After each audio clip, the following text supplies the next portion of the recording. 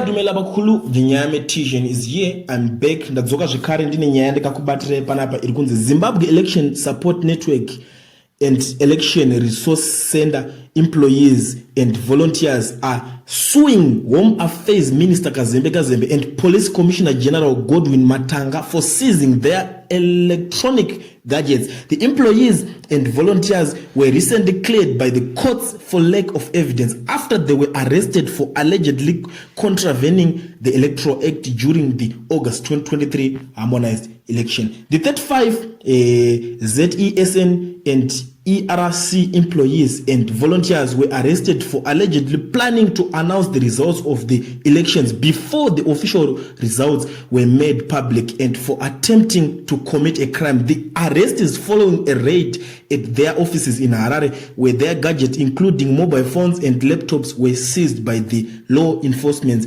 agents. In court, prosecutors allegedly that the employees and volunteers attempting to announce the 2023 harmonized elections outcome by consolidating polls results with the intention of announcing them to the public through the media before the official announcements by Zimbabwe Electoral Commission ZEC. But on May 30, the 35 election watchdogs employees were freed after prosecutors withdraw charges citing lack of evidence to rely on during trial. The ZESN and ERC employees and volunteers have since filed an urgent court application at the High Court seeking an order compelling the law enforcement agent and Kazembe to release their electronic gadgets. Ndo nyaya iri panapa yatikusangana nayo azvina kumira zvakanaka. Uri kuziva kuti nyaya iri kuitika ndeyekuti vakomana avo pane nyaya yakambotendera kazhinji pane vanhu vazongobatwa vakatorerwa mafoni nemalaptops chinchi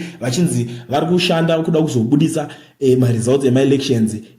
Unoziva kuti pane nyaya yakazombonzi kune vanhu vakaisa tumasystems twavo chichichi ona nyaya yakanetsa vakaseta tumasystems twavo twekuti vazoona zvinhu zvikuitika mudatabase vozoannounce ma-elections yavo chaivo. Saka vakabva vatorwa manje but vakazoreliswa zvavo kunzi evidence yanga iri shoma pakashayikwa evidence chinchi but papakangoitwa zvezvo zvekunzi mukavabata musaite mess navo musaite tsitsi navo chingobata chinovharira vanhu saka evidence yakazoshayikwa iko zvino vakabuda manje vakusuwa Kazembe naGodwin Matanga mukuru wemapurisa zvanzi tiri kuda malaptops edu emakasiza nemaphones ndo nyaya iri kunetsa panapa ameno muri Zimbabwe kuti patava panapa pachadyiwa rinopisa here kana kuti chi but rekedza timboona kuti chii chichaitika since mukuru wemapurisa ari kuswiwa ameno tachasungwa nani ngatimboona.